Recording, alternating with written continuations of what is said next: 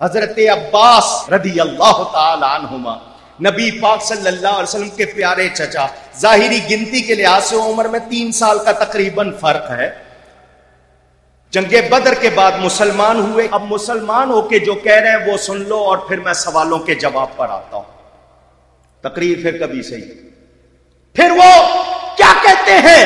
حضور میرے ایمان لانے میں ایک تو یہ واقعہ ہے، ایک واقعہ یہ آپ نے بہت سنا ہوگا مگر سنا رہا ہوں کہ میری عمر بہت چھوٹی تھی، میں آپ کے گھر آیا، آپ بستر پر زمین پر لیٹے ہوئے تھے، رات کا وقت تھا، میں آپ کے پاس آ کے لیٹ گیا، مجھے چاند ہلتا ہوا نظر آیا، کبھی ادھر ہو رہا کبھی ادھر ہو رہا ہے.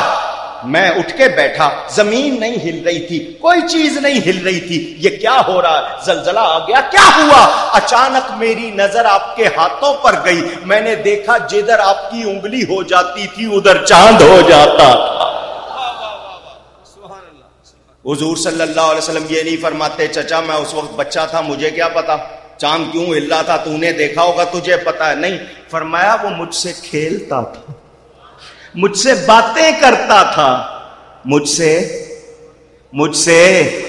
کھیلتے تھے چاند سے بچپن میں آقا، اس لیے یہ سراپا نور تھے، وہ تھا کھلونا نور کا.